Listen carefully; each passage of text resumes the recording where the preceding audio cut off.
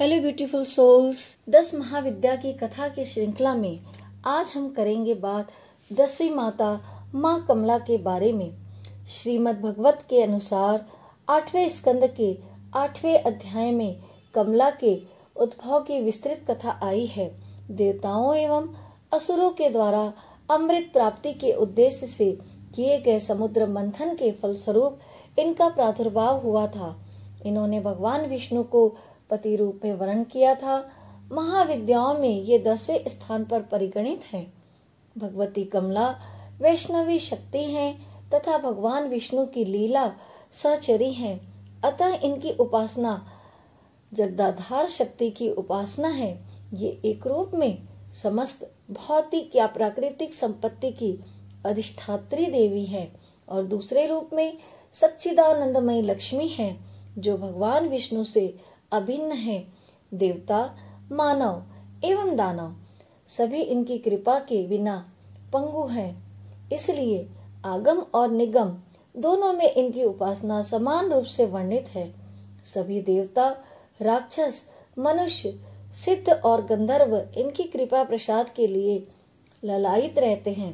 महाविद्या कमला के ध्यान में बताया गया है कि इनकी कांति सुवर्ण के समान है।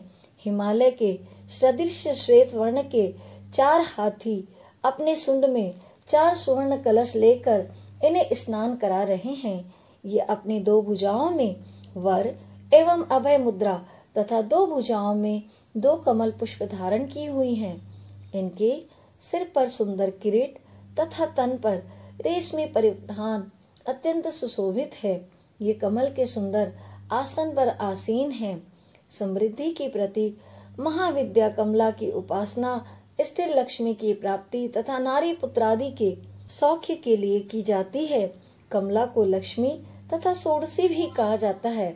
भार्गवों के द्वारा पूजित होने के कारण इनका एक नाम भार्गवी है। इनकी कृपा से पृथ्वी पतित्व तथा पुरुषोत्तम मत्व दोनों की प्राप्ति हो जाती है। भगवान आदि शंकराचार्य के द्वारा विरचित कनकधारा स्तोत्र और सुषुप्त का पाठ, कमल गट्टों की माला पर श्री मंत्र का जप, बील पत्र तथा बील फल के हवन से कमला की विशेष कृपा प्राप्त होती है। स्वतंत्र तंत्र में कोलासुर के वध के लिए इनका प्रादुर्भाव होना बताया गया है। वराहित तंत्र के अनुसार प्राचीन काल में ब्रह्मा, विष्णु तथा शिव द्वारा पूजित होने के कारण कमला का एक नाम त्रिपुरा प्रसिद्ध हुआ। कालिका पुराण में कहा गया है कि त्रिपुर शिव की भार्या होने से इन्हें त्रिपुरा कहा गया है। शिव अपनी इच्छा से त्रिधा हो गए हैं।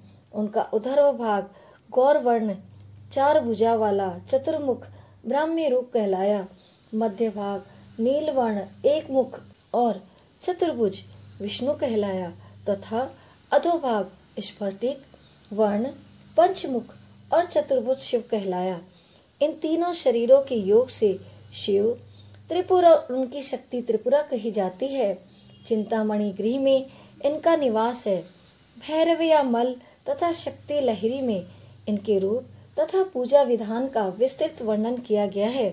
इनकी उपासना में समस्त सिद्धियां सहज ही प्राप्त हो जाती है।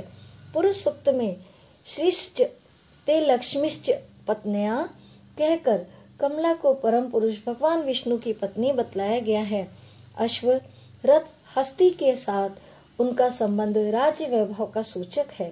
पदास्थित होने तथा पदवर्णा होने का भी संकेत श्रुति में मिलता है। भगवत शक्ति कमला के 5 कार्य हैं: तिरोभाव, सृष्टि, स्थिति, संहार और अनुग्रह।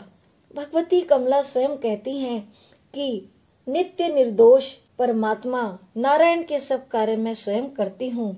इस प्रकार काली से लेकर कमला तक 10 महाविद्याएं सृष्टि और व्यष्टि, गति, स्थिति, विस्तार, भरण पोषण, नियंत्रण, जन्म मरण, उन्नति अवनति, बंधन तथा मोक्ष की अवस्थाओं की प्रतीक है।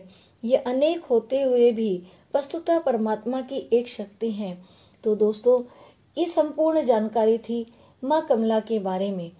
इसी तरह हमने 10 महाविद्याओं की श्रृंखला में हर माता के बारे में अलग अलग विवरण जानकारी की कथा सुनी।